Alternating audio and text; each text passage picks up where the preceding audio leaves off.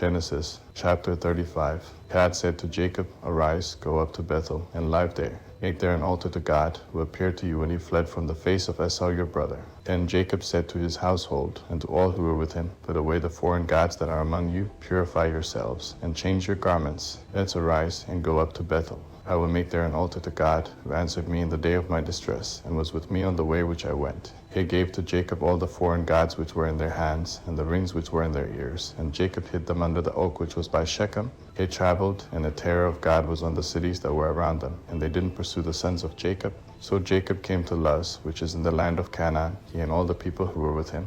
He built an altar there and called the place of Bethel, because their God was revealed to him when he fled from the face of his brother. Deborah, Rebekah's nurse, died, and she was buried below Bethel under the oak, and its name was called Allen-Bacuth. God appeared to Jacob again when he came from Paddan Aram, and blessed him. God said to him, "Your name is Jacob.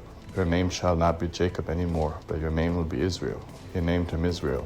God said to him, "I am God Almighty. Be fruitful and multiply. A nation and a company of nations will be from you, and kings will come out of your body. The land which I gave to Abraham and Isaac, I will give it to you, and to your offspring after you I will give the land." God went up from him in the place where he spoke with him. Jacob set up a pillar in the place where he spoke with him, a pillar of stone. He poured out a drink offering on it and poured oil on it. Jacob called the name of the place where God spoke with him Bethel. He traveled from Bethel. There was still some distance to come to Ephrath, and Rachel travailed. She had hard labor. When she was in hard labor, the midwife said to her, "Don't be afraid, for now you will have another son."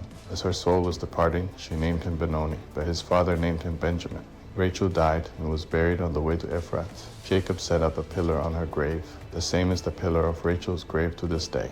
Israel traveled and spread his tent beyond the Tower of Eder. While Israel lived in that land, Reuben went and lay with Bilhah, his father's concubine, and Israel heard of it. Now the sons of Jacob were 12. The sons of Leah, Reuben, Simon, Levi, Judah, Issachar, and Zebulun. The sons of Rachel, Joseph and Benjamin. The sons of Bilhah, Dan and Naphtali. The sons of Zilpah, Gad and Asher. These are the sons of Jacob, who were born to him in Paddan Aram. Jacob came to Isaac his father, to Mamre, to Kiriath Arba, where Abraham and Isaac lived as foreigners. The days of Isaac were 180 years. Isaac gave up the spirit and died, and was gathered to his people, old and full of days. Esau and Jacob, his sons, buried him.